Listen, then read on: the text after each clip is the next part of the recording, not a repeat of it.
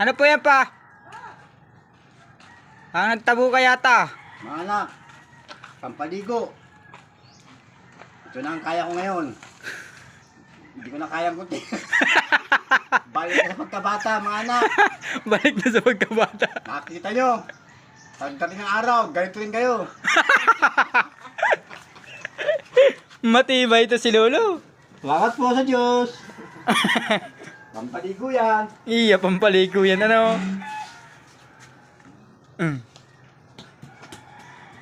Matibay talaga si Lolo.